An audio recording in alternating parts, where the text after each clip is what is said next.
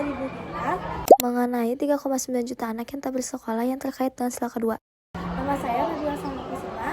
Saya RF Aliana Suainidya. Saya Davina Anindya Putri. Saya Muhammad Raihan. Saya Prinsia Malaga.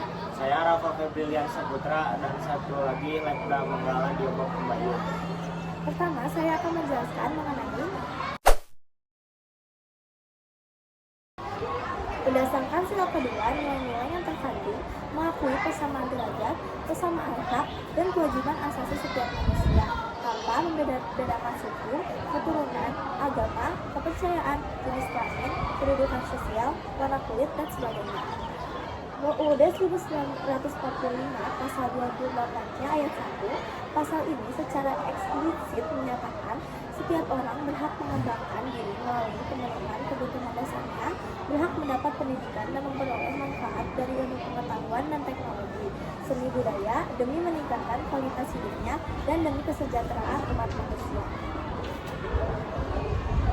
Buat yang kedua, masih banyak anak usia sekolah yang tidak mendapat pendidikan yang layak.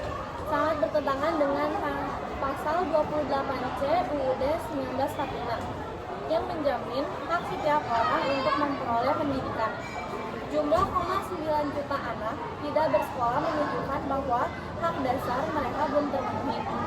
Faktor penyebab utamanya ekonomi, pernikahan dini, mengira sudah memiliki cukup ilmu, dan jarak sekolah yang jauh. Hal ini berarti kesetaraan kesempatan belum terwujud.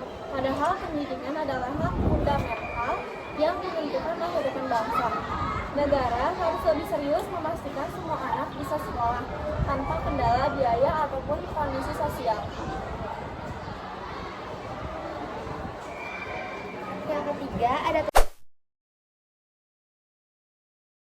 kondisi masih banyaknya anak usia sekolah yang mendapatkan hak pendidikan yang layak sesuai pasal 28C UUD 1945 adalah indikasi kegagalan dalam pemenuhan hak asasi manusia dan menghambat kemajuan bangsa.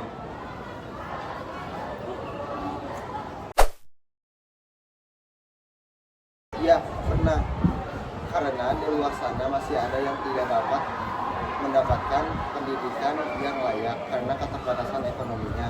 Upaya yang kita lakukan jika sudah mendapatkan pendidikan yang layak yaitu kita harus bersyukur dengan fasilitas yang ada.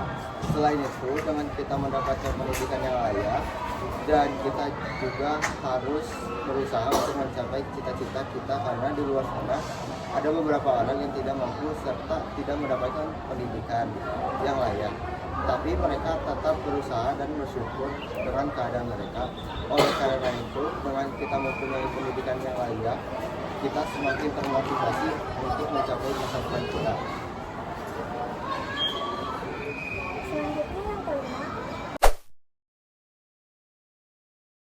solusinya agar seluruh anak mendapat hak yang sama dengan sesuai sila kedua UUD pasal 28C adalah pemerintah perlu menjamin sekolah benar-benar gratis, termasuk seragam dan buku, supaya tidak ada alasan untuk sekolah karena biaya. Untuk daerah terpencil bisa dibuat sekolah jarak jauh atau sekolah alternatif. Anak dari keluarga miskin perlu beasiswa dan harus ada upaya menekan pernikahan dini serta memberi edukasi ke orang tua. Selain itu, sekolah harus merata sampai desa dengan transportasi gratis dan data anak putus sekolah harus dicatat jelas agar bisa segera dipenuhi. Hal ini sesuai dengan sila kedua Pancasila dan pasal 28C UUD 1945 yang menjamin hak setiap anak untuk mendapatkan pendidikan yang adil dan setara. Sekian dari presentasi kelompok ini. Mohon maaf bila ada kesalahan.